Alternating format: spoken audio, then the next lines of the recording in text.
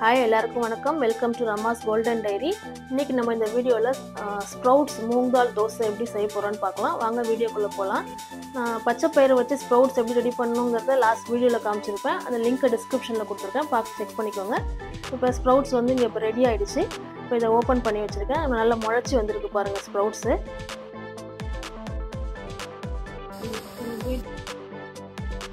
Sprouts dosa செய்யறதுக்கு தேவையான ingredients என்னென்னு பார்த்தீங்கன்னா 2 பச்சை மிளகா, 1 பீஸ் இஞ்சி அண்ட் 2 ஸ்பூன் ஜீரகம் எடுத்துருக்கேன், 4 பல் பூண்டு. இது எல்லாத்தையும் வந்து ஒரு மிக்ஸி பவுல் ஜாரில் ட்ரான்ஸ்ஃபர் பண்ணிக்கலாம். இது கூடவே வந்து நம்ம முளை கட்டி வச்சுருக்கிற மூங் தால் எடுத்து அது உள்ளே போடுறோம்.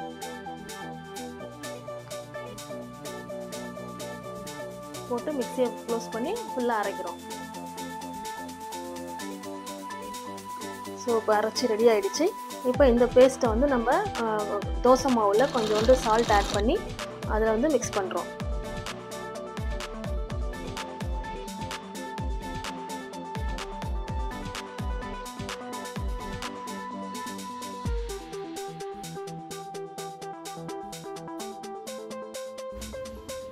ஸோ இப்போ நல்லா மிக்ஸ் பண்ணி ஆகிடுச்சு.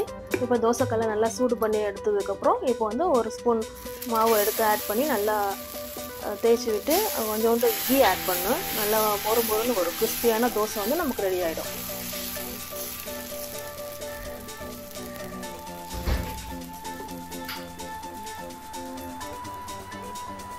இதுக்கு நல்லெண்ணெய் ஆட் பண்ணிக்கலாம், கீ ஆட் பண்ணிக்கலாம்.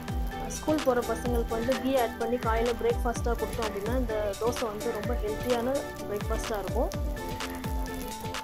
ஸ்கூல் போகும்போது அவங்களுக்கு ரொம்ப ஃபில்லிங்காகவும் இருக்கும்.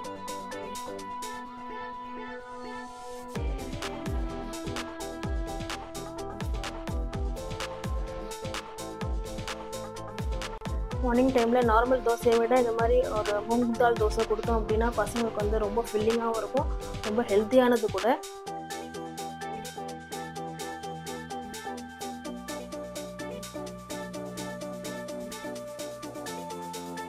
ஸோ அவ்வளோதான், தோசை ரெடி ஆகிடுச்சு. இதை வந்து நம்ம ஒரு பிளேட் ட்ரான்ஸ்ஃபர் பண்ணிக்கலாம்.